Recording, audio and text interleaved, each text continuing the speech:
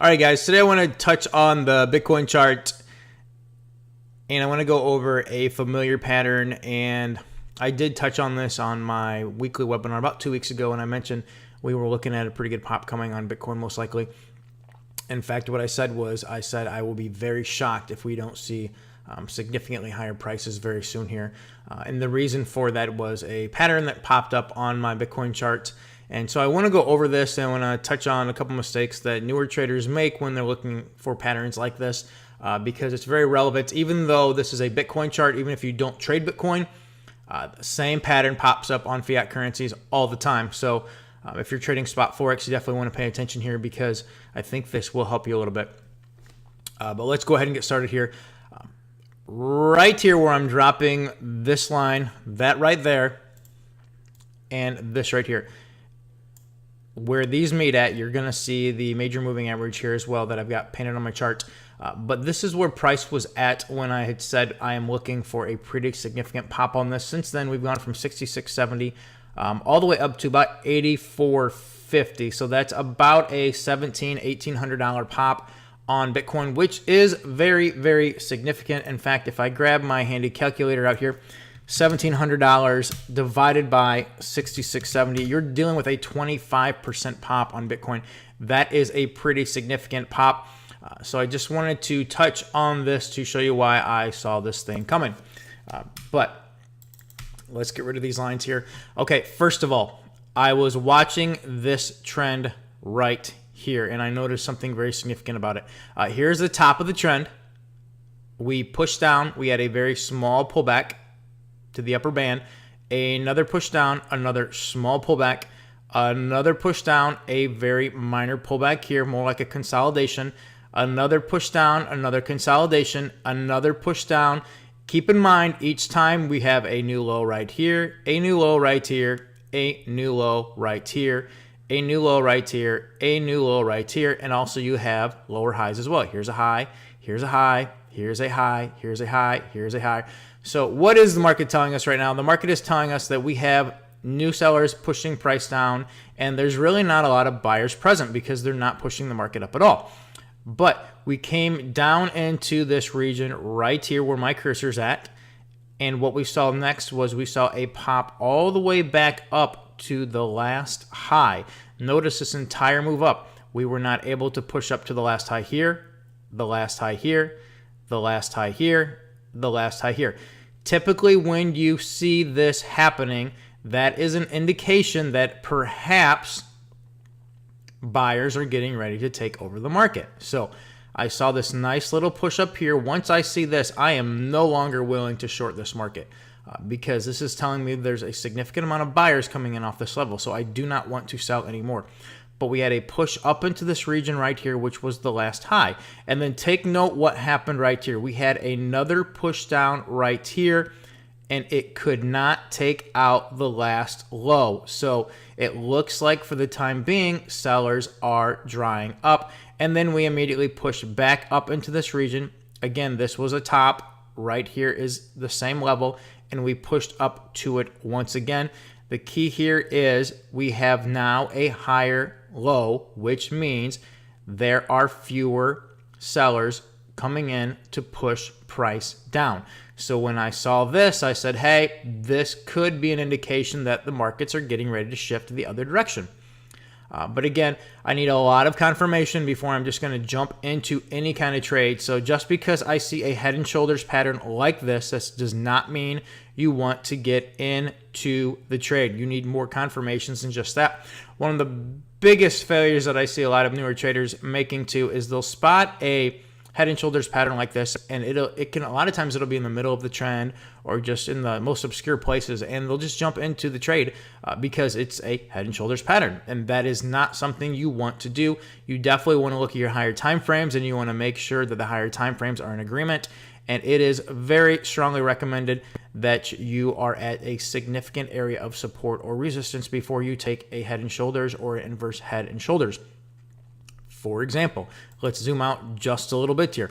The head and shoulders occurred right here. Here's the head, the base of the pattern, and here's the shoulder. If you go left just a little bit, you are going to see this is a major, and I mean a major pivot in the market. If this level breaks down on Bitcoin, you're probably going to see significantly lower prices here. And again, you can see going back in history, you had a top here. We pushed up again. We finally broke through it. We came back down to retest it. And then we had this very euphoric move, which pushed prices up to about 20,000 when everybody lost their mind. And then we came back down to retest this region right here. We popped, retested it again.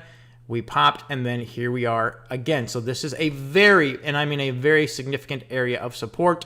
So if you come into a very large area of support, you can expect a very large move, which we have definitely seen off of this level. So do keep in mind, if you're trading a double top or you're trading a double bottom or a head and shoulders, inverted head and shoulders, whatever pattern you're looking at trading, when you see them setting up, make sure they're at a significant area of support or resistance for the best results. Because a lot of times what people will do is this will be maybe in the middle of a trend and they don't realize support is way down here. And so what happens is they're buying here and then it just isn't able to break through this resistance line, which is the moving average, and then it'll just fall apart and they'll lose. Again, typically it shouldn't be a big loss because your stop should be pretty tight because you do have a higher low here. But you can avoid a lot of these losses if you pay attention to what's going on here. So we do have a major area of support down here, and you have price action telling you that perhaps the market wants to reverse higher. Another thing, if you look at the tricks down here, you can see that in spite of the fact that we're making lower lows right here, you can see the tricks is making a higher low. This is called divergence. And so this is indicating that maybe the market wants to pop as well. So there's another indicator that maybe price wants to reverse. But the big thing for me, and you should always check the higher time frames here. This was really the catalyst that made me say this is definitely going higher here. Always check the higher time frames and make sure they are in agreement with what you're trying to do. Because if they are not, if the higher time frames are working against you, then you're probably not going to see a lot of money being profited off your trade, if any at all. In fact, if the higher time frames are against you, unless you are at a very solid top or bottom and you're looking for a reversal, you're probably going to lose the trade. So make sure you're at either very strong support levels or resistance levels, or make sure the higher time frames are definitely in agreement. So in this case right here, Bitcoin, you can see right down here is the head and shoulders. Kind of hard to see on the weekly time frame. But what I want to point out is this right here. This was where we began to move up. In fact, let me go back to the daily time frame here. Right here is where we were looking for a potential pop right here. Well, once this candle was painted, because we pushed back up into the resistance area again and we have a higher low.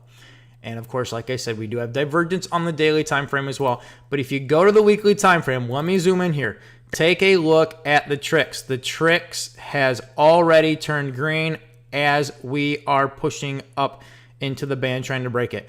And in fact, once we painted this candle, it actually crossed up, which is even more significant. But the key here is this. The weekly time frame momentum, this tricks has already turned green. So this is telling us the market is probably getting ready to go higher.